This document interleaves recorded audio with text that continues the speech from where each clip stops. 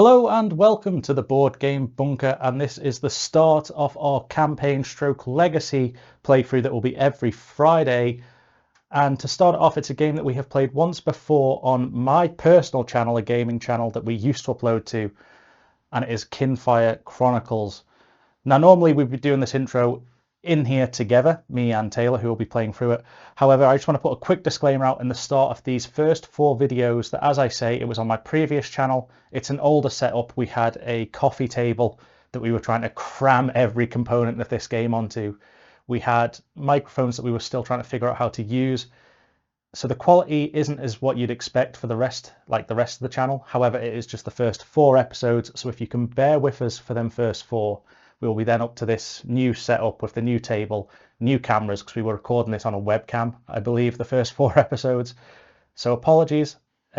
We appreciate if you do watch it. We'll carry on from episode 5 if you prefer the higher quality stuff. But yeah, I hope you enjoy. Leave a comment for the rest of the playthrough. Who's your favourite character in this? And I'll see you in the video.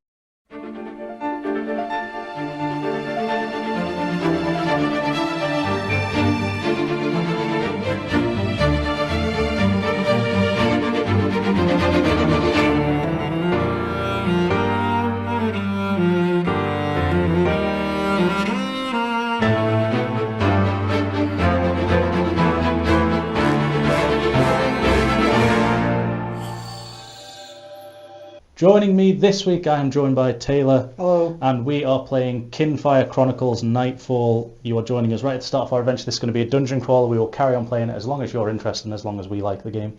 Or if we finish it. It's going to be Not that we have any idea what to do. No. The rule book, getting started, is literally, I'll show you on this camera, how to set up a bag, how to set up a standee, because people don't know how to plug in a standee, put the game mat on there, tells you what different types of cards are, whether they're power or not. Let's begin. Good luck. So it might be a little bit chaotic, but we're learning on the fly. And if you know more than us, let us know down below, because that's all we got in this. So we'll start off with picking. Who do you want to be for this? Do you know who you want to be? I'm torn between 2, but I'll see who you pick first. Well, which 2 are you torn between? Either Valora or Fenian. Fane. Well, I was thinking Asher or Roland. So, what sort of composition do we want? Do we want like a... I feel like, because it's a 2-player game, Valora would probably be the best, because I don't know how good a bard's going to be and leave one person to do all the rest. Yeah. If you're gonna have ranged, I might pick Naz then, because we kind of want a tanky type. It's either a tank or, I think... Like a melee and a ranged, makes sense. Tactical, or of a maneuver. Yeah, well, as you kick the table, all of Valora's chips fell, so I'm going to take that as a sign, and I'll pick Valora. Fine, I'll pick Naz. Then we have melee and ranged. These can go back in the box. If you want to see more characters, let us know, and we can always try and get more people in. We have no friends. We have no friends. Darkness fell. Every last star in the sky was blackened out. It was madness.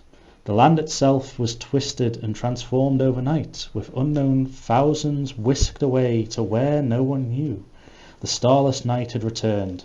In this chaos there stood a single beacon. The elven city of Din Lux. Its Kinfire lighthouse bathed the area in a protective glow. Only those within the reach of the lighthouse survived that first starless night, including the great army laying siege to Din Lux. That very hour, Sigra the Sickly, what a nickname, the warlord from Dwarfell who commanded this army, agreed to lay down their weapons, and in exchange, Aerophant? Go on. Yeah, Aerophant sell and open the gates of Din Lux as the place of refuge. But peace was not so easy. The mercenary leader of the Orcs, Vath of the Turk Rippers, sensed the opportunity and organised his soldiers to take control of Din Lux in a swift but not unbloody coup. Once an unsteady peace settled in the Vath setting and the head of the city council, a new organisation was established, the Seekers Guild. You and your companions are Seekers, a team of well-trained individuals working together on behalf of the people of Din Lux. Your magically crafted Kinfire lanterns allow you to navigate the darkness of the Starless Nights somewhat safely. Still fresh to the guild, you and your fellow seekers are out on an assignment escorting a caravan of workers and priestess to Vinna, a nearby farming village. Hierophant Selen will arrive in a few days to complete a new lighthouse built to protect the people and farms who have become essential to feeding the now overcrowded city. Night is beginning to fall, and the normal kind thankfully when dark shadow passes overhead. A shriek breaks the silence, followed by the rustling of leathery wings. A creature long and scaled circles the land before you. A wyvern. You reach for your weapon, open the atlas to map 1, and then read card 1 of 1. So map 1 will be right here. So there is our map. Oh my god. So, as you lift your weapons to do battle with the wyvern, a shivery feeling rushes through you, an almost alien feeling of deja vu and correctness, as if you've been waiting all your life for this moment. You gain 2 fate tokens, which are whatever they are. Again, the rulebook doesn't tell you what any of these things are. Gain 2 fate tokens before drawing a chit from the bag. Seekers may drop fate, draw 4 chits instead. So I'll be using these. Are these fate tokens? They look like that same symbol. Bang bang. Next, go to card 1 of 2 and refer to the combat rulebook found in Quest 1 to learn how to set up and play combat. So that's 1 card done. I'll leave it up. I'll leave it off the side up there. Is this 1 of 2? Yeah. So now I need more tokens, which I don't know where they are. Right. So that's that. The dragon's got 30 health. The dragon, I'm assuming, starts down here, which I think we should have in the upgrade kit. A big dragon, because it's got all the acrylic standees. Hey. So there we go. This example will walk you through your first 2 turns in the quest battle 1. You, the player that is reading these rules, that is, are going to take the first turn. So look in the bag for one of your seekers' chits and draw it out and place it in the spent chits area on the left hand side of the board. It is dark. Token, no? There we go. That's my one out. For purposes of this example, you receive a special one-time attack. Look at the quest card. Look at quest 1 cards. Beginner's look and add it to your hand. It looks like this. So I get this top card because I remember it being a beginner's look. So I've got that. It's going to get a bit awkward, the fact that you come with it, like the game came with special sleeves for your characters, and then we're going to be given cards which don't have these sleeves. Yeah. I mean, there are extra sleeves up there, but I don't see the point in why they would make you get a starting deck with your own special sleeves and then just go, by the way, this is going into your deck, so you can sort of tell what the cards are coming up when then. What did I say? I'm supposed to draw 7? Yeah. I've got 7 and my 2 armors. So this was in the starting book as well, which I haven't told you about. The different coloured cards are: red is power, blue is wisdom, I think it is, green is like your movement, dexterity and stuff like that. White, if you ever get a white card, that's a wild card, and if any are half and half, you can pick which one you want. It's like certain things you can only help out if you match the same colour, which will probably be explained in this book. Got you. So I've got beginner's luck as well, which is going into my hand. Followed by the number 4. This means that it'll allow you to make a ranged attack that will do 4 damage to any enemy. Ranged attacks can only be made against foes that are exactly 1 space away from you. Fortunately, you can always move 1 space on your turn, either before or after you play a card. So move your seeker 1 space towards the wyvern. Oh shit, because I am a ranger. And then play your beginner's luck card face up in front of you. So I'm going to play beginner's luck. The attack flies straight and true, lodging right in the soft tissue of the wyvern's nostril. You were pretty sure that you could replicate that if you tried. Disposable, this action does not have a boost card and doesn't count towards your deck size. After you play it during battle, remove it from your deck. So it's a one-time use, so I'll leave it over there for now. But I'm going to do 4 damage. Let's see what it says. This moment when you this moment, when your companions have the opportunity to help your attack, each player should look in their hand to see if they have any cards that look like this, and it's a 1 with a little damage next to it. I have 1. There are other cards that could help you out, but for now the only interest in boosting the damage dealt by your attack. If any of your friends have damage boosting their hand, they should play the biggest one they have, placing it face up in their discard pile. So if you have 1 that does damage... I have 1 that does damage. So it's just a 1 for now. Yeah, that's fine. So that's discarding that. This is called boosting in action. Each other seeker may play 1 and only 1 boost card on each of your action cards. It's important to note that you cannot boost your own actions. Normally a boost card has to match the colour of the actions it's being played on, but in this case, beginner's luck is white, which is a wild colour, so any colour can boost match it. Oh, I see. So if you'd have played a red attack card, I can only play a red boost. Yeah. Yeah. So count up the total extra damage, which is 1, and add it to the 4 if you're already inflicting, then subtract that much health from the Wyvern's health tracker, so it needs to take off 5 damage.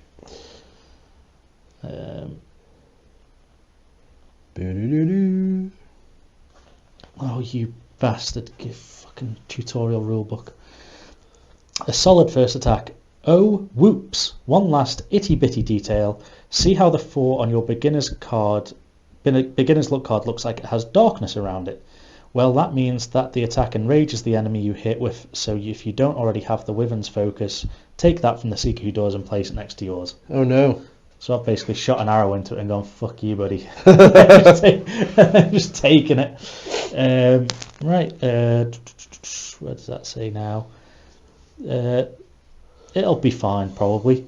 After you finish resolving an action card, place it on the face-up of your discard pile. However, beginner's luck is a 1 and only a one-time attack only, and has a disposable trait on it. That means instead of discarding it, you must remove it from your deck and return it from whence it came. In this case, return it to the Quest 1 cards. It was nice while it lasted.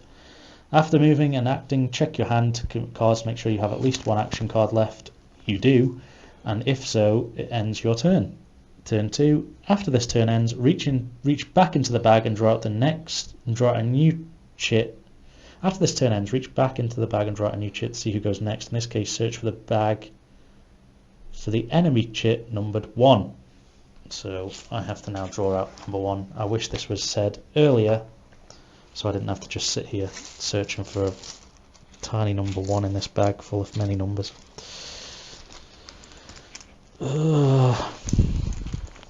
Enemy number 1, please. Enemy number 1, come on down. Oh, there we go. Enemy 1, reveal yourself. Number 1, there we go. Right, let's see what this says. Draw it out and place it in the spent chits area. It's time for the wyvern to get its revenge upon you. When an enemy chit numbered 1 to 12 is drawn from the bag, that means an enemy gets a turn. Look for that ability number matched on the tokens. The number 1, which is next to the wyvern's upper ability on the enemy sheet. Since you've drawn the 1, the wyvern's upper ability triggers now. That ability says the wyvern makes a melee attack for 8 damage. Wow. Oh dear. Melee attacks can only be made against foes in the same space, but like Seekers, enemies can move 1 space before attacking. However, how do you know who an enemy wants to attack? Well, whoever has the enemy's focus token on it, the enemy focuses and wants to kill that Seeker specifically, and will ignore any other Seekers to pursue them, only the unfortunate you enrage the wyvern with your previous attack. Oh dear. So you have the focus token at the moment. The wyvern moves 1 space into your space, then attacks you for 8 damage. Here's another opportunity for your companions to help you out. They should look in their hands to see if they have any boost cards that look like this, and it's the 1 with a shield. Each of your companions may play 1 of these to block boosts to reduce damage the wyvern is about to inflict on you. If they have any, they should play their biggest block boost face up in their discard pile. It's just 1. As before, you cannot play a boost for yourself. When playing block boost, it must match the colour of the enemy's attack. In this case, though, the attack is white, so blocks of any colour will match. Count up any blocks your companions played and reduce the wyvern's damage 8 by that much. They won't be able to block all of it, however, some damage is going to get through. Here's where your armour, if you have any, will come in handy. For each armour card you have in your hand, remember you drew armour cards shown on your Seeker sheet at the start of the battle, reduce damage taken by 1. So if you have 3 armour cards in your hand, reduce the damage by 3. I have none. Then after your armor is reduced to any damage, you must discard 1 armor card from your hand, returning it to the pile of armor cards on the board. If you have 3 armor cards, the damage would reduce by 3. Then you would discard 1 of your armor cards, so you only have to spend 1 to reduce by 2. You don't have to spend 1 armor per armor, which is good to know for you.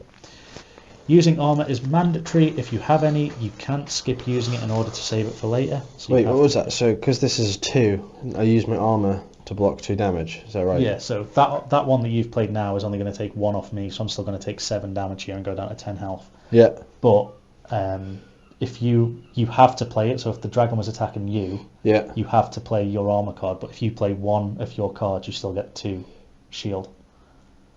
Right. So you get 2 to begin with, but you've basically got 4 shields there. But you can't play both of them at once. So you play 1 and it takes away all the health, is what it says there. After the wyvern attacks, its ability says it refocuses. This means that the wyvern resets its focus on its default condition and it focuses on the seeker with the most health, moving its focus token to that seeker. If you took any serious damage from its attack, there's a good chance it's no longer you. So the wyvern will change and focus away from you. Note that the wyvern hasn't been able to move close enough to note that if the wyvern hadn't been able to move close to attack you, its attack wouldn't have triggered, even if it could have moved to another seeker instead. After all, you didn't care about that seeker, it wanted you dead specifically. Now that the wyvern's upper ability is fully resolved, its turn's over and the example is finished. Good luck in the battle. Now that you've experienced a couple of turns, you're familiar with the most important rules of battle. All that's left to go over is some details that you have them here if you need them later. So first of all, let's take off my 7 damage because you've protected me with 1, so I need to go down to 10 health. So I took an absolute pasting, and that now shifts over to you again because the dragon has refocused on whoever's got the strongest health. So that means that in future, even if it's in my space, like say it was over here and it moved into my space, if it was still focusing on you, it wouldn't attack me. That's right. It only goes to the best one. So here are some icons you might encounter on cards and or enemy sheets. Dagger is a melee attack. Arrow is a ranged attack, basic. A ranged or melee blast that hits all foes in the target space. Friends are not affected, so for instance you make a free attack, then all enemies in the same space you will take 3 damage, so anything like that, you hit everyone. Which has got like a black outline, I don't know if people can see that. It's got like a black outline, I can probably zoom in and put it on the screen. 2, damage that does not draw an enemy focus to you, so it's just the number without any black. The black area around it is what draws the enemy's focus to you, so it's like that 4 has the darkness around it. So the normal number won't. This attacks inflicts a hurt status onto its target in addition to a damage. See statuses in the works of the weak, stunned and trapped. Other useful icons, a heart gain 2 means increase your current health and seekers may not exceed their starting health, which will be the lightly coloured one. Heartbreak has suffered 2, means reduce the target's health by 2. Gain a shield is obviously the shield one. Exhaustion means to add 1 exhausted card to your discard pile. This usually occurs between battles, meaning that an exhausted cards get shuffled into your deck at the start of the next battle, but sometimes you may be instructed to draw an exhausted card and add it to your hand during other combat. There's one there which is I don't know. I'm guessing that one. Gain 1 means to gain Kinfire token. No, okay. I don't know what a Kinfire token is. It'll be these things here. These are normally found in your current quest folio, but somehow run short. Take them from an earlier quest instead. Place them in the token next to your seeker sheet. Place the token next to your seeker sheet. Okay. What it actually does will be explained later once you sleep at an inn. So I'm guessing it's going to be some sort of currency. Is that what this metal stuff is? Nope, they look like fate tokens maybe. Unless it is money, I don't know. And then a ward action stays in play once it's been played. Its effect continues as described on the card. You may only have 1 ward in play at a time, so if you play a new ward, discard the old one. And then the order of play, each turn a player draws a chip from the bag to see what happens next. So yeah, so basically it could be luck. So, and then when a heart chit is drawn, place it on the empty space on the time track of the board. The players then choose a seeker, and that seeker takes a turn. So you pick who goes, but also I'm guessing you get health back if you put heart there. When a heart or darkness chit is drawn to the time track, I'm guessing you get health back as well, because you're drawing a heart. When the darkness chit is drawn, place it in one of the empty spaces on the time track, then look for the matching darkness ability token next to the enemy sheet. It triggers that ability, so that's that one there. So we'll do this attack. Fate tokens. Sometimes you may find yourself in a life or death situation. At these moments, fate tokens can turn the tide of battle for you. If you have any fate tokens, you may spend one before drawing from the destiny bag. Take that fate token and drop it into the slot on the void box, which is found in the loot box, which we've got out up there. Don't worry about that token anymore, it will be fine. Spent fate tokens remain in the void. Once you've spent the token, draw 4 chits instead of 1 from the bag. Choose 1 chit among the 4 of them you'd like to return the other 3 to the bag. If there aren't 4 chits left in the bag, just draw however many are left and pick 1 and return the others. A maximum of 3 fate tokens may be spent during a battle, even though you may save any you have for future battles. A seeker's turn. During your turn, you may do the following things in any order. Move, so you can move 1 space. Act, play 1 action card from your hand and do as it says. Pass, and either draw or discard 1 card if you don't want to do anything. And then there's boost, which is what we've done. Block, you can boost movement, which allows people to move 1 extra. You can play 1 at a time. A card boost allows any ally to draw or discard 1 card after they've done one, after they've played their action. A damage boost that we've seen, health boost, redraw boost, they all seem self-explanatory. If you ever find, so refilling your hand, if you ever find yourself without any action cards in your hand, immediately discard your hand, returning any status or armor cards to the supply. After you draw a new hand, draw armor cards equal to the number shown on your seeker sheet. If you play your last action card and a card plus or discard a card boost as players on it, refill your hand before resolving the boost. If you played an action card it grants, that's fine. Charging and using your lantern. So I should have got 2 cards for using those boosts. If you played, no, I don't think. It's only if the boost is played, so that's not. It's that sort of boost, which was this one, which was draw a card. Oh, right. There was one which said that one, card boost, so you can either draw or discard. The only other thing is, additionally, each time you draw a new hand, you charge your lantern. If your lantern card has its lantern charging side flipped over, once charged, you may use your lantern card as if you're playing it as an action. Lanterns, like action cards, each have a colour and can be boosted after using it. It's backlight, so it's basically like an ultimate attack, I'm guessing. I'm guessing it's going to be something big after you've done all your cards. Running out of cards. When drawing a card, if your seeker deck has no more cards to draw, turn your discard pile over, shuffle it to make a new seeker deck, so it's like anything else. Then, in the unlikely event that both your seeker deck and your discard pile are empty, you cannot draw any further cards for now. A seeker's special ability. Each seeker has a special ability described in the upper left corner of their sheet. So there, you've got a special ability which you might want to look at before we start. It shouldn't be forgotten, and in the heat of battle, a seeker's special ability can be the difference between success and failure.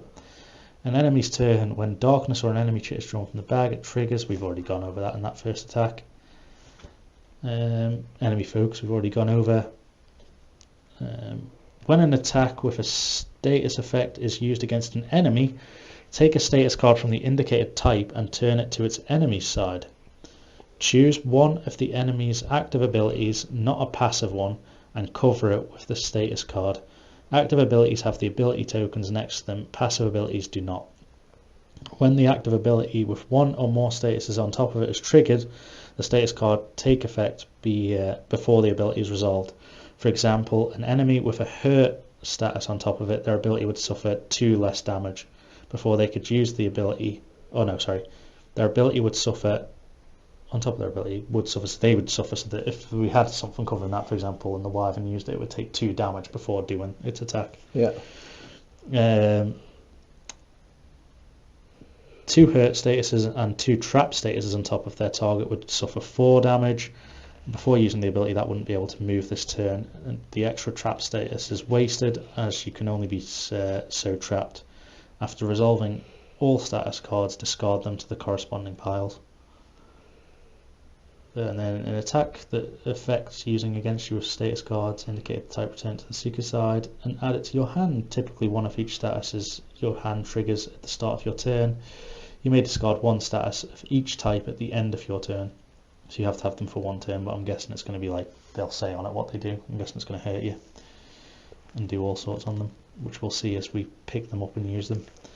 Being defeated and defeating enemies. When any seeker is reduced to 0 or less health, the entire group has lost the current battle, and the battle immediately ends, and the setup card will tell you what to do next. It is expected that you will lose some battles, and this does not usually end the campaign. When an enemy is reduced to 0 health or less, they are defeated unless they immediately enter a new stage. See multi-stage enemies. If you defeat an enemy, remove their standee from the map, unless instructed otherwise, and take their focus token as a trophy. You may be able to find use for it in your trophies. You may be able to find use for trophies in your town. So I'm guessing we take this token if we beat him, and then we'll just have to stick it back or whatever. In addition, there are any surviving enemies remaining. Move the defeated enemies' ability tokens and describe the following defeat when you win or lose. Moving ability tokens. Let's see if this actually means anything. Alright, so when an enemy is defeated, if there are any other surviving enemies, transfer the ability tokens from the defeated enemy onto the surviving enemy whose sheet is furthest to the right. Ability tokens should stay in the same area. Moving that ability token to an empty upper ability will move the new enemy's upper ability as well. The only exception is when an ability token would be moved passive. I'm guessing we'll get explained that later on. I'm guessing it's if there's two enemies, we move these things over, if they're split between them. Multi-stage enemies. Some enemies, when reduced to 0 health, enter a new stage. When the enemy enters a new stage, you may be instructed to place overlays on the card. On the enemy sheet, see overlays, and the enemy is then reset to full health, and any statuses on their enemy sheet are discarded. Any excess damage from before they entered their new stage is wasted, so you can't carry over it. So that's it. You won't need to read any further for now, but you may wish to refer back to this section of rules later on. Some spaces on, and then there's map terrain. Some spaces on the maps feature terrain effects which can either be harmful or helpful. Most terrain effects are harmful and inflict status shown on any seeker or enemies each time they enter the space. Harmful terrain is labelled like this, so it's got the different logos there. So we'd have to just pick up that card. Similarly, helpful terrain effects grant boost shown to seekers when that's shown, so there'll be a +1, like there'll be a block or done 1 damage, or helpful boost has a range or attack icon after it, then it applies to that attack type, so you might get like more range. But we don't need to read any of that now. It says later on, and that's just a cheat sheet for us. So that was a very long-winded fucking intro. Are we ready? I've just knocked something off. I guess. Let's see who goes next then. Okie dokie. It is. It's a 9, which is 9. So he's going to. The wyvern's massive tail snaps around like a whip, striking anyone within reach. So it's going to move 1 towards you. Show the focus of attack. Yep. And then do 4 damage. Can you shield me? I get 2 shield anyway, right? Yeah, you have to play that.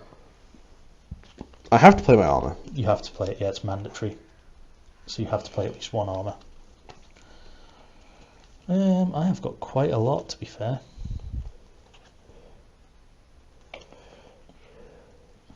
So you have to play 1 because it's mandatory, and then I will play that so you take no damage. Cool. Because you get 2. That goes that goes back into the armor pile, yeah. Because you don't get that anymore. You'll get 2 more next time. And then that's the dragon's turn. He did nothing else. Do we not put this thing back in the box? No, because I think we'll have to end up keep taking out, because that's where fate tokens go. I'd choose it as storage. Do you want to take the next one out? You can see who's going next. Number 2. That's not good. So he's going to slap you silly for 8. He's going to slap me silly for 8. But it's 4 because, well, it's 6 unless you've got something that can boost me.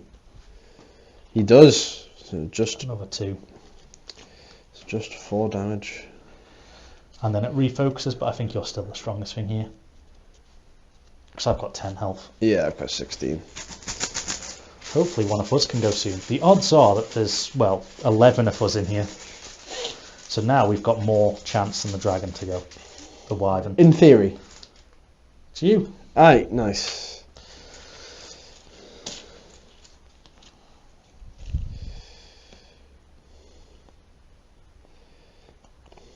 So I don't really need to move anywhere because I'm already right there. You could hit it and then move away from it, but it can move itself unless you can trap it. So if you've got a trap card or something, you can always hit it, trap it so it can't move, and then walk away, so we're definitely safe for another. I'm going to do Shattering Blow. Can I do that? Yeah. So the effect, you cannot move before or after this attack. After attacking, place 3 hurt tokens on up to 3 of your target's active abilities. There's some flavor text. With a roar, Naz deals her enemy a terrible blow. Backing away, she smiles, knowing that the worst is yet to come.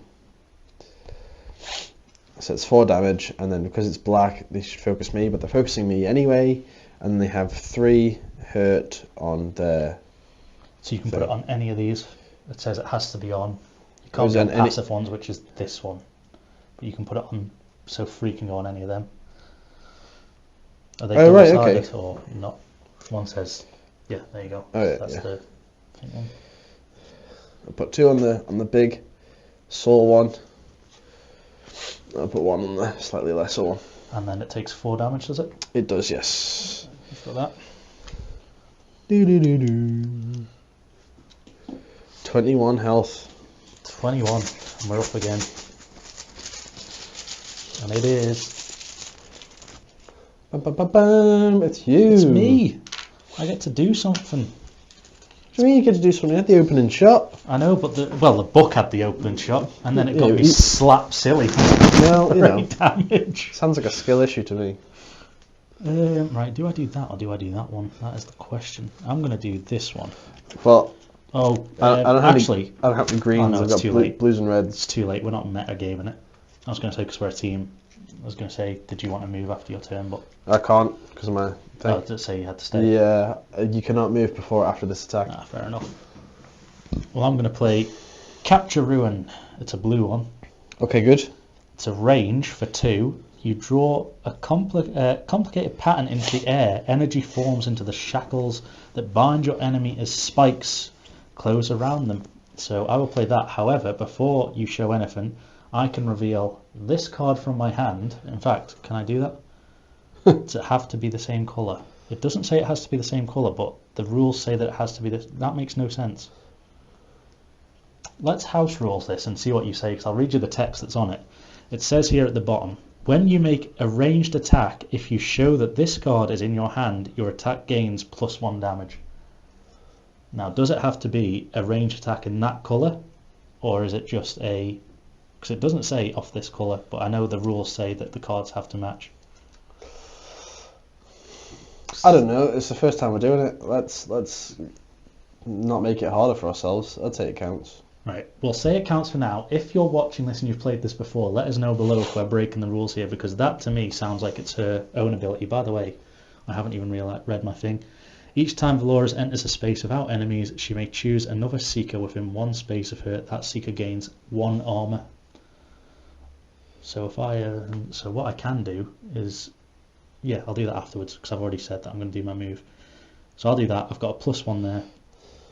So it's +3. It's got 3 damage at the minute. I don't have any. You don't have any plus. I've got that, but that's. No, it's not for range. Yeah. I think it has to be for range, doesn't it? Is that what it said? That the boosts have to be matching? I'm pretty sure it does, doesn't it? What did you do for that first beginner's luck? Oh, I didn't do range. It's if you've got a damage one like that. That's what it is. It's that. Yeah. It's like a heartbreak thing. Yeah. So that's fine. So we'll do 3 damage.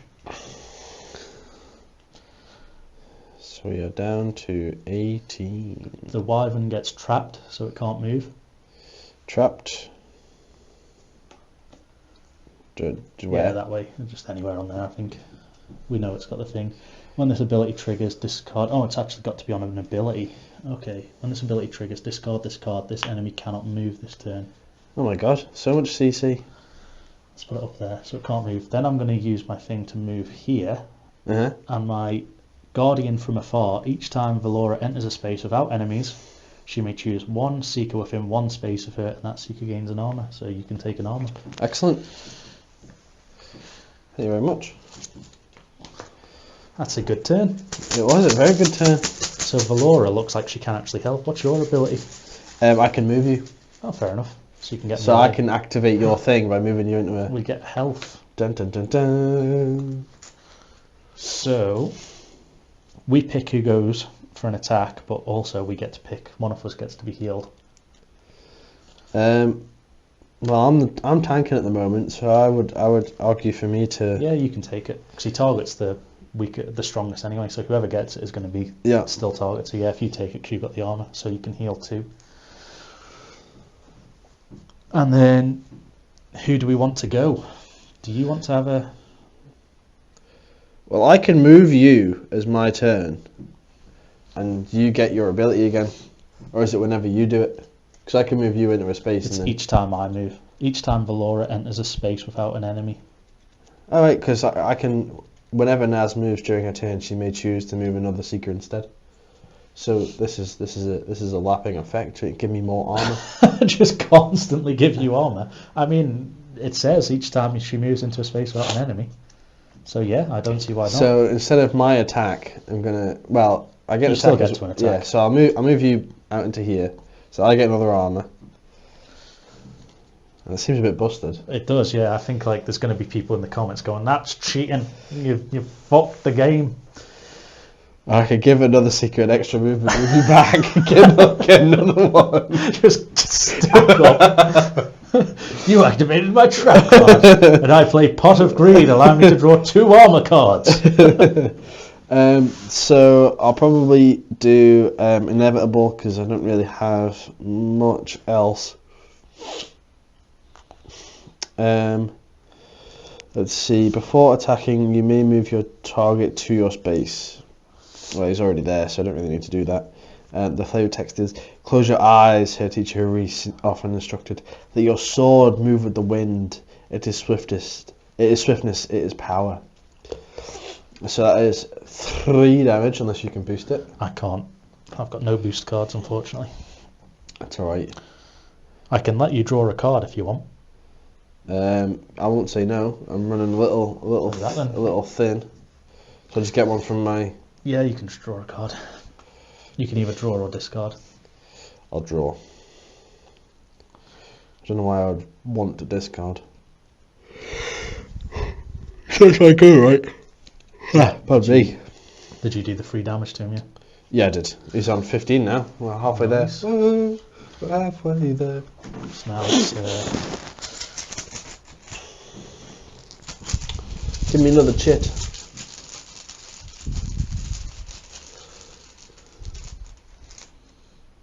Ooh, it's the darkness. The darkness. Well, the good thing is he's got hurt, so he can't do his darkness because he's got to get rid of his hurt first, right? I think he still does the attack. I think when this ability triggers, discard this card, the enemy suffers 2.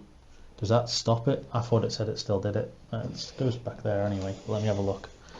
He suffers 2 anyway. Yeah. Where was it? Someplace over here. There's so much stuff. Affecting enemies. When an attack with a status effect is used against an enemy, it suffers. For example, an enemy with a hurt status on top of their ability would suffer 2 damage before they could use the ability. An enemy with 2 hurt statuses and 2 trap statuses on top of the triggered ability would suffer 4 damage before using the ability and wouldn't be able to move this turn. So yeah, it says before using their ability, so I'm guessing that he can't. I'm guessing he's hurt. We've just hurt him. Or would you read that as... It just says... It's there. But it says that they have to remove it before using their ability. So do they take damage then attack back? Is the way I'm reading it.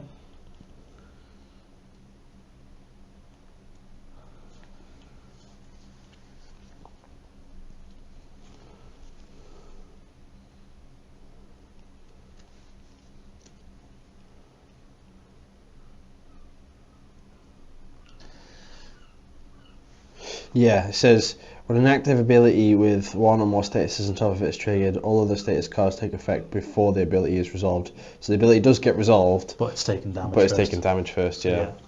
So you still get your 4 damage. I cannot defend you while you take 2 damage because you've got to use a armor that you've got many of. So you'll take 2 damage. That's fine. I'm still pretty healthy. Here we go. I'll let you do the next one.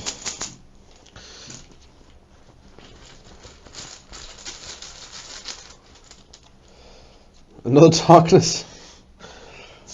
So it's doing 4 damage again. Well, 2 damage again because you've got to.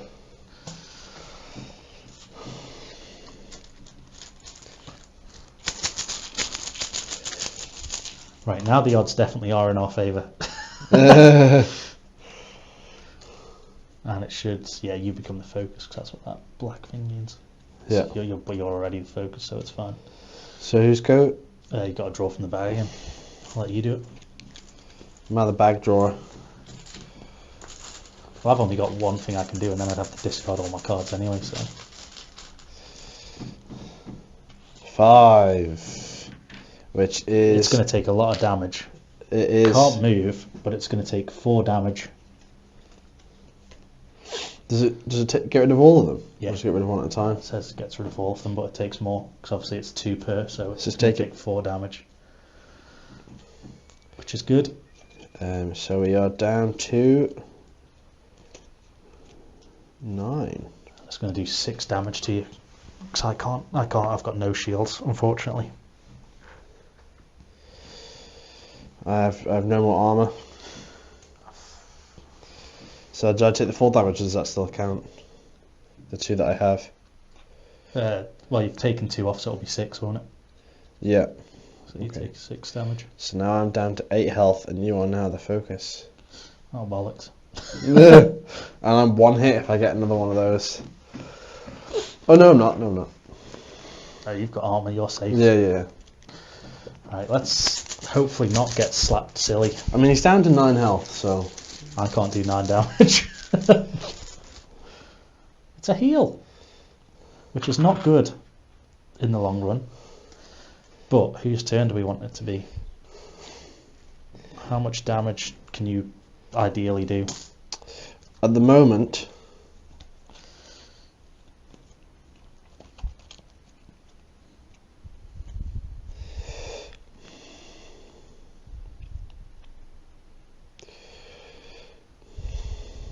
Three and a week.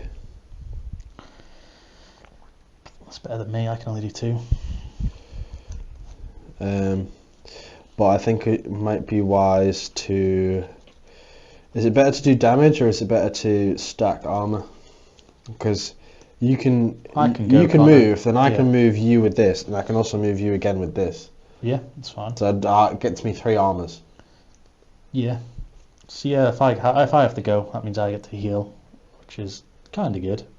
So I'm back up to 12. Mm-hmm. I'll then move into here, which then gives you an armor. So I've moved into a space with nothing. I will then, I hope you've got a green card, because that's the only attack I've got. I don't. It's 2, which means you won't be able to boost it. So I can't move again, unless you get the card out, because I was hoping you could move me and put it out the way. But I can do 2 damage. So it'll take 2 damage. 7. And then, before we do anything else, because the time track is full, once the time track is full, return these chits to the spent and the spent chits back to the bag, which means all of his big attacks are back in here. Oh no. So it can be brutal, this game. We can either get really lucky where we just constantly draw out our people, or we get absolutely shafted. And then, when did it say I had to discard? Is it as soon as you can't? Because I've got no more action cards. So I have to discard, don't I? And then draw 7 more. Yeah, I guess. Move another seeker.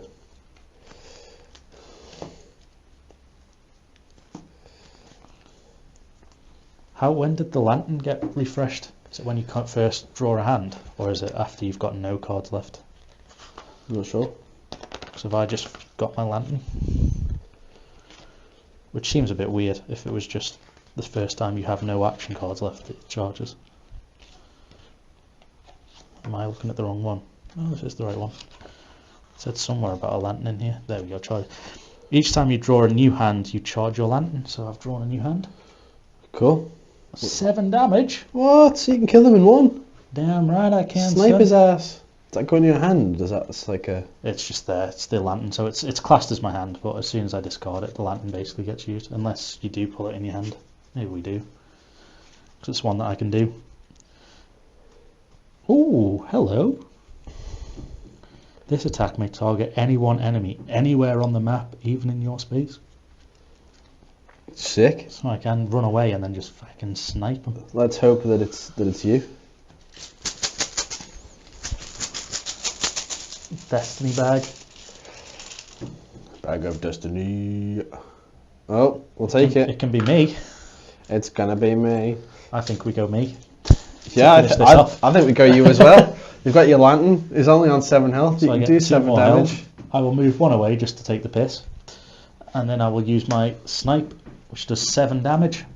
This attack may target anyone. Let's just read the flavor text. Snipe the prey, murmurs Valora, raising her lantern to the air. A blast surges from it, twisting through the air, seeking out her target's heart.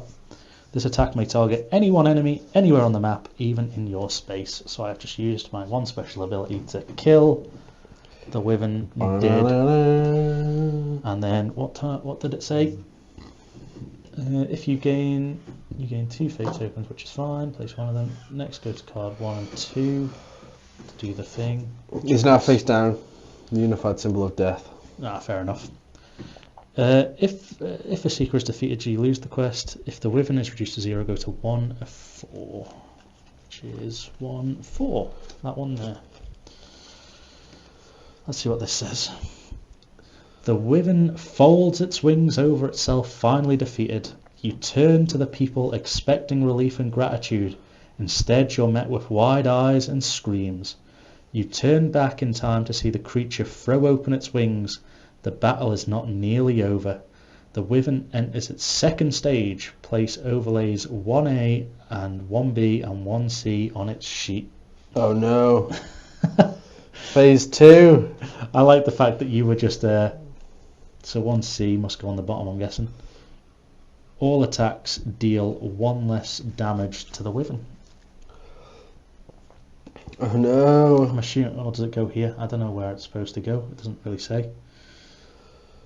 It's only got 15 health. Oh, okay. So that must go there. And it focuses on the most health still. Which is you for now. I don't know where that goes. That's the thing. Because it's not really... It doesn't really... I'm guessing it's just an extra thing that it has. And 1A, it looks like that now. It's a bit angrier. Looks a little bit angrier, yeah. So that's that. What else does it say now? When an enemy enters a new stage, remove all statuses from its sheet and reset its health to full. Any leftover damage from its previous stage is ignored, and any ability tokens now on passive abilities are divided among the enemy's active abilities. So these get divided among its active abilities. Because this does go here. So if we do... Yeah, that makes the most sense. Hey, why are you putting that one up there?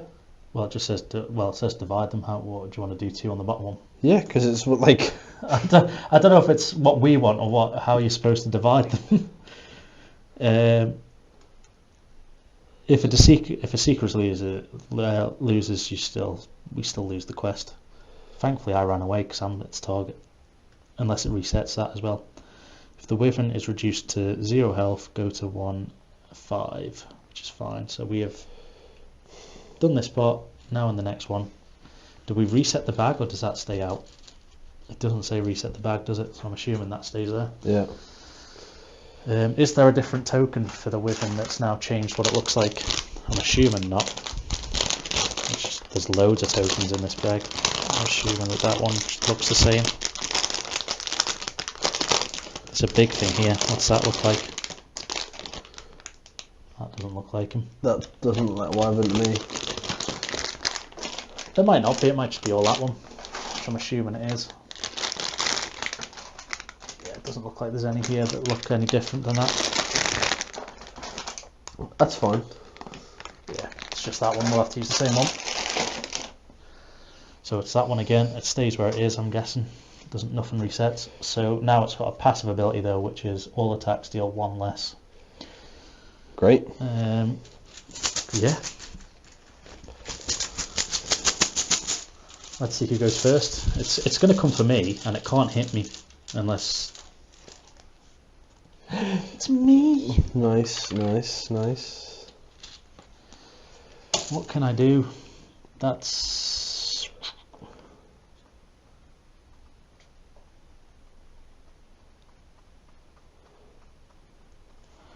looks pretty good.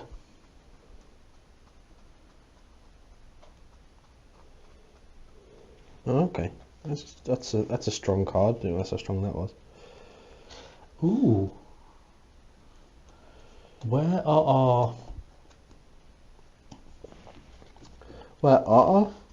our wards? Like, how is there any sort of ward tokens? We weren't given any, were we? No, I have a ward action.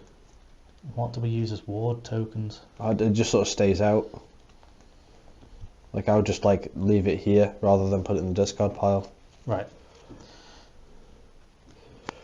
So that's an instant card, so I'm guessing I have to play that. I don't know. Oh, free action, perform another action after this one, so yeah, I can. So I'm going to leave the target on move. I'm going to play Eyes of the Huntress. While this card is in play, your ranged attacks may target enemies 2 spaces away from you. So I can target 2 spaces away, which is good. Good move, good move. I will then do this for now. Shot to the knee, because that wyvern used to be a soldier like us, an adventurer like us. And it took my arrow to its knee. So it gets 2 trapped. Yeah, cards. 2 traps. So we'll stick a trap on each. Stop it moving. So it can't come for me.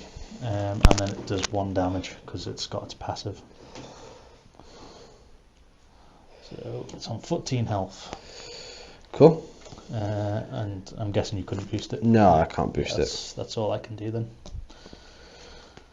Yeah, that's all I can do. This is where... Oh, actually... Oh no, it's not. In fact, I could. What? It doesn't matter, I'm the same distance away. I was going to say I can still move. I'm still only 2 away, even if I run up there. It's you. Nice, nice, nice, nice. I am going to Tidal Force. Reaching her calm, Naz thinks back to her days on the farm, using the wind to guide rain clouds over their crops and summon up a gale. While in play, when Naz moves, she can move an enemy in her space along with her. The enemy then gains weak. It's a free action, and I can perform another action with this one. Nice. So then I am going to... I'm going to probe, I think. I can't really do much else. After attacking for 1, but he takes -1. I've got this. What does that do again? It's like a plus a swirly. Plus a swirly? Yeah. You flush its head down the toilet. Attack that inflicts a stunned target. So Oh, cool. Stun. Oh, nice. So yeah, I'll do probe. You strike at your enemy, probing for weakness. After attacking, draw up to 4 chits from the bag. You may discard 1 numbered enemy chit among them, if any, to the spent chits area, returning the others to the bag. I do not have it. Is that a blue? Yeah. I don't have any blues to help you out, unfortunately. That's alright, but we can still maybe get rid of one of his more powerful things by drawing 4 from the bag. And you get to stun one of his things. Whatever the stun does. What does stun do? When this ability triggers, discard this card. The enemy cannot attack this turn. Cool. Try to stick it on the top one. Yeah. Which is the most powerful. It's going to rip us to shreds. So I have 4. 4 is the only one in the top damage thing, so we'll stick that in the And then the other 3 go in the bag. Yep. And then took no damage because your attack was only 1 and it's -1. We stunned it. That's everything, isn't it? Yeah, but I'm going to... I can move before or after them, I think, can't I? So I'm going to move with Tidal Force. I'm going to move into this space over here and bring it with me, and then it causes a weak. Well, other side for the enemy. When the split triggers, discard 1 card. Discard this card, and each of this enemy's attacks deals -1 this turn. I don't know which we should put it on. Probably the bottom one, because I don't think you can change the order of what you're placing them on. So I think if you weaken it, it's just going to get wasted anyway, because it'll come off and then the stun will take effect. Yeah, true. Which means it can't do anything. True. I'll let you pick the next one. You're on a roll with your picking skills. You can... 11, which is the one you've just done. 4 attack, but it's weak, so it's only 3. It can't do anything anyway, because it's gonna. But it moves to you, doesn't it? So. Well, mechanics, it's trapped. It can't move. When this ability triggers, discard. The enemy cannot move this turn, so it literally just sits there. Oh, right, nice. And it's gonna. It takes 1 less. Deals 1 less, which is I think. But it's not going to attack me because I'm not. It's thing. So He'll ignore me. that's fine. That's all right. I don't mind that. We've got another turn out of the way. We've wasted 1 of its tokens. Cool. Happy with that. Let's see what we get. It's you again. It's me again.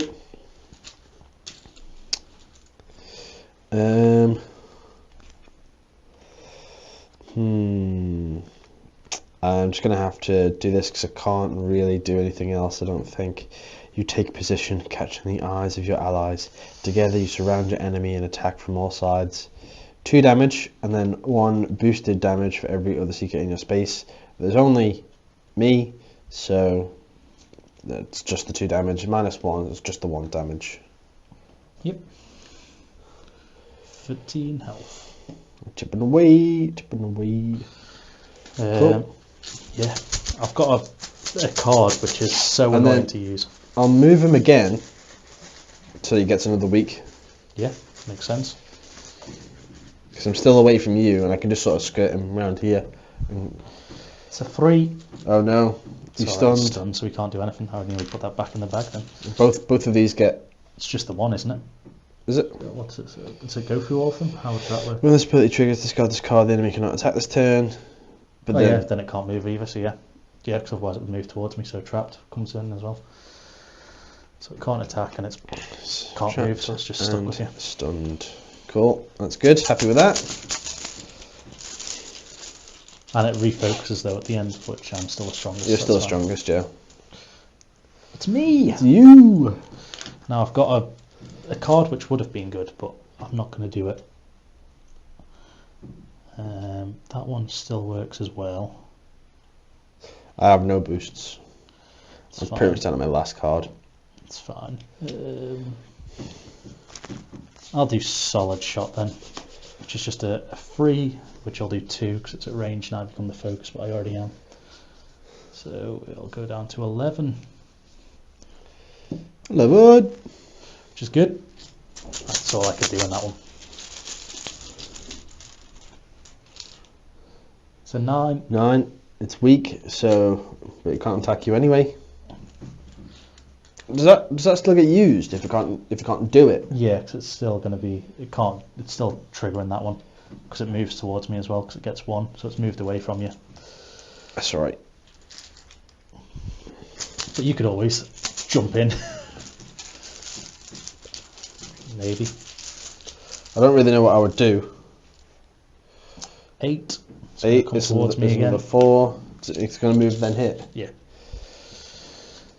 Do you have anything that can protect me? So any colour for shield. I'm guessing you don't have a shield. No, I don't. I'm going to take 4 then. Back down to 10. It's all right. It's not the end of the world. Yeah, that's fine. Now we could be getting to the danger zone though. Depending on this is where the game could either cook us or let us be really. It's you. It's me. Well, I can't really do anything because I've got an armor or a move other seekers. So Oh, I you get get to draw a new hand. I get to draw a new You've got hand. no action cards, so you'll get 2 armor back. Yeah. 1, 2, 3, 4, 5, 6, 7. The bird. And 2 armor cards, and then I also refresh my thing, which I haven't read.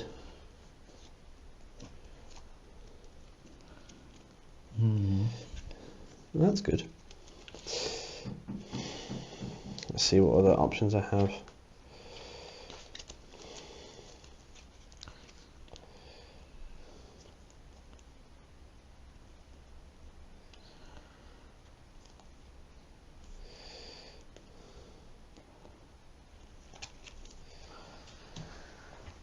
This is going to be quite close for our first game. Yeah. So I still go, right? Yeah. So I need to catch up to it first. I can then move one at a time. Depending on what colour you put down. So what the fuck do I do then? I just have to move. I can't really like move twice. Have you not got an attack that's red or blue? Well, yeah, but what am I going to attack if I move in there? No, because if you move there, I can boost your movement, but I've only got red or blue. So I can make you move again. Before I attack, though? Yep, can be given other extra movement anytime. Oh, well, yeah, I've got loads. Let's do... Because you get to move, so as long as you play what action you're going to do on your turn, you can then choose to move. I'll use my lantern. So you So move I'll move in. I'll boost your movement. And I get come in here. I have sex with the dragon. I'm just going to bum a dragon. Alter the balance, shouts Nez, smashing forward. Her lantern releases a blast, enveloping her enemy, who shrieks and clutches their head. After attacking, shatter one of your target's spent enemy chits, numbered 1 through 12, removing it from the play for the rest of the battle. So there's a 3 and a 4, which are probably the bigger attacks. Yeah, one of them. And that just goes back on cooldown. And you've got 4 damage done to it. Yes, because it was 5 damage. 7 health. 7. Good old Les. Was it Les? Lenny? I don't know. I don't watch it. Anyone that watches Strictly Come Dancing, what's the judge's name? Right. I can survive 1 big hit. Just 1. So I'm going to get 1 big hit. I cannot defend myself. I've got no armor. I can reduce it by 1, but is it really going to do anything? Because then you're at 3 and the 4 will still hit you. Yeah, everything will still hit me. But then what do I use it for? Don't know. I mean, you can save it. Just in case.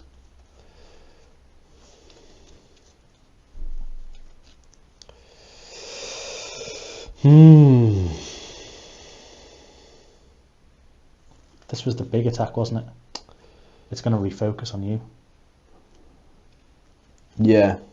So I may as well just take it. Yeah. Put me on 2 health. That's fine. Give me the focus token, baby. You take it. Now then, we've still got, so that gives us an extra turn at least. It's tense. It is quite tense. I like the fact that as I was reading that token when we first wanted that card, I could see you celebrating. Now they're on death's door. Oh shit. Oh no. Thankfully it's only 4 and you get to defend 2 of that damage. I've got no defense. I can't defend you anymore. That's right, I've got an armor. Yeah, you have to use the armor, so you're going to take 2 damage. Hang on. You suffer 1 damage less for each armor in my hand. So just 2. Then discard 1 card. So I take no damage. No, you discard. You suffer 1 damage. Oh, maybe we've been doing it wrong. So you suffer 1 damage less for each armor card. So that one's good for 2 because you've got 2 armor. Yeah. And then the next one's only going to be good for 1. Good for 1. Yeah. So I only take 2 damage. 2 damage, yeah. But then the next time you're only going to take 1 damage. I'm going to take 3 damage. 1 damage off. Because I've only got 1 armor card. Yeah, that's what I mean for the next time. Yeah. But so you take 1 less. So how much do you have? 6. Yeah. And you can only discard 1. Is it worth spending a fate token at this point? Probably, yeah. Before drawing shit from the bag, the seekers may drop a fate token into the void and draw 4 chits instead. Choose 1 chit to resolve and return the rest to the bag. Is that worth it to do that? Because both of us are dead if that dragon attacks. Yeah, if it attacks with 1 through 10. Yeah. I'd say it's worth it. We lose the fate token, but into the void. Bring the void into...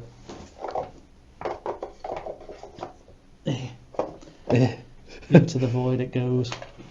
And we get to draw 4. Was it worth it?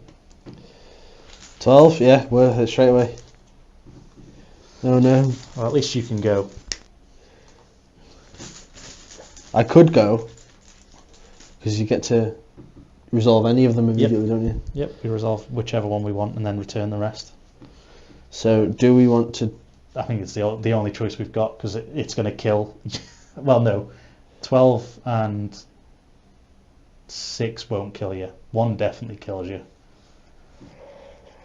But we can still do damage here. Yeah, alright, I've got a thing I can do. You can lure it away as well, because you've got your thing, your ability, so you can get it out of my square. I can get it out of your square. So I am going to do a mad lad sort of manoeuvre. I'm going to knock it out. I'm going to do a mad lad and knock out a wyvern. You take a deep breath and rush at your enemy, slamming into them with a force that leaves them reeling. So they are big, bad, stunned. Yeah, definitely the top one. I'm going to bring them with me over here. And they get they get 2 damage. 2 damage. They're chipping away. 5 health remaining. Shall we move you off the dragon now? So you're not humping him still. Oh god. Imagine if we get killed by the wyvern. Well, this is the tutorial level. It's only going to get harder. Ooh, baby. Oh, baby, a triple. Please tell me you can do something good. That's not what I want to hear. Well, I can do something good. However, there is a bit of a but in this. Right. What's your but? One, I become the target. Okay. Which isn't good because it can move basically, and I die to any hit because I'm guessing you can't defend me. However, I can put... In fact... Can you trap it? Can you do any sort of CC? See, the thing is, I can hurt it twice, but if I hurt it with 2 hurts, which would kill it. Everybody hurts. Which would kill it on its next turn if it pulls that number out. Yeah. It does give you a hurt as well. That's alright. It hurts everyone in the space. I've got 6 health. Do it, mad lad. Right, so I'll move. First of all, I'll move here, which gives you an armor. Thanks. I will then play Splatter Arrow, which is red or green in case you can boost it. Maybe. Do I boost the damage onto me? No. Yeah, I can boost it. I've got a green and a red boost here. Yeah. Consider it boosted. So, should we put them both on that one? Because it's going to be not be able to do anything if we do that one. Yeah. So if we put it on that, it could kill itself. It's got 2 plus your 1, so I'm doing 2 damage. Yours basically cancels out the thing, so it's got 3 health left. And then... I've done it. I can do it. You get a hurt as well, by the way. So that goes into your hand, whatever that does. Alright, okay.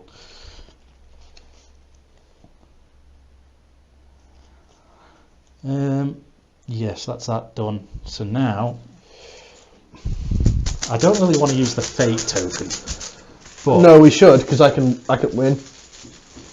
but we don't get it again. That's the thing. The fates are gone. I mean, we'll get one next story, but we need to save them as well. Well, I'm just thinking, if we can kill this dragon, because this is stage 2. well, should we do it? Should we not use it for this turn? Because if it gets any one through that, it's stunned, can't do anything, so it's going to move into my space and do nothing. Yeah. If we get 6 through thing, it kills itself. Okay. It doesn't kill itself. Yeah, because it's got 2 hurts, which does 4 damage, and it's only got 3 health. Oh yeah, yeah.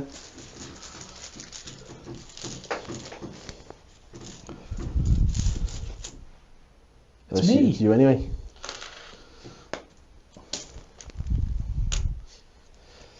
I've only got one thing that I can do, which means what I can do first though is move down here and give you another armor. Thanks. And then I will use Fleet Arrow, which does 2, and then it also means I can gain another movement after this. So unless you can boost that, which doesn't really matter. What colour is it? Green. No, I've got no more boost things. Okay, it's got 2 health. Oh, I should also be the target.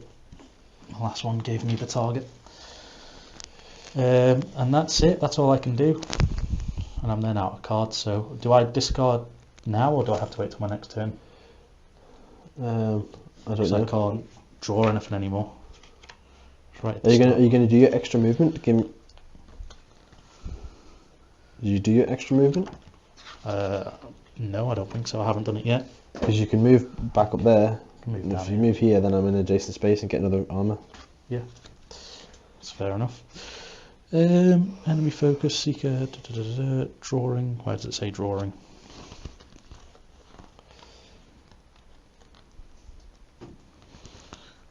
Starting armor, seekers and these enemy focus getting started.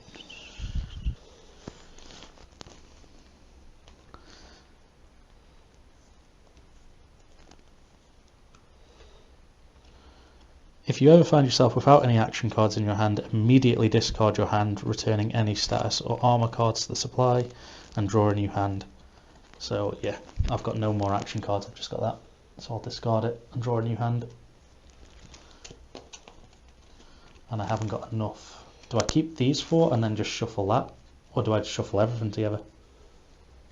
We can house rules it 'cause it just says shuffle, and if you can't get enough, you need to obviously draw 7. Yeah, you would probably put them back on here and then reshuffle the whole stack and then go again. Fair enough. That's fine. And I get to my lantern again, so I can do a massive hit. Yeah. Save it for now, in case there is stage 3. I don't think there is a stage 3 because there've been no more cards. I think we'd actually kill it this time.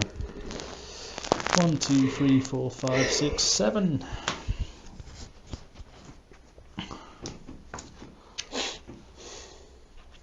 That's pretty good. Yeah, that's very good actually. Yeah, I'm happy with that. Draw me a chit, daddy-o. Let's see. Again, there's no pressure on this one because it either kills itself or can't move. We can pick and heal someone. I can kill it. Yeah, go for it then. You can heal yourself and then kill it. Have you got a free attack, have you? I've got 4 attack. Oh, dirty. I'm going to use Duel of Honor. Shifting your stance, you focus your entire attention upon a single enemy for 1 damage, and I get 3 bonus if no one other than you, my target, is in the space. So me and the dragon, baby, for 3 damage. Killing it. We have killed the dragon, which means we now read 1/5, which is this one. Oh shit. Oh no, is there stage 3? I'm joking. At last the wyvern is slain. Some of the merchants from the caravan casually asked to purchase the wyvern's carcass. What? Apparently they have a variety of uses. You look at each other, then agree to provide. Then agree, provided you can keep some of the wing leather. You take the money they give you, but don't offer to help as they load the stinking carcass onto the wagon. You gain 6 coin. You continue on the road to Veneer, wary and unsure what else may lie between you and your destination. This quest is over. The next time you play, proceed to quest 2. we have completed the game, so I'll give us 6 coins. And that is where this episode will end. Do leave a like, comment down below, subscribe if you're new. We'll be back with more Kinfire even. We'll do next week as well, because it's new, fresh. I'll give you 3 coin if we split it even. Thank you. And I will take 3 coins for when we get into the city, unless it's just all bog standard stuff and we have to split it. That's fine. We'll do more next week. So until then, ciao for now.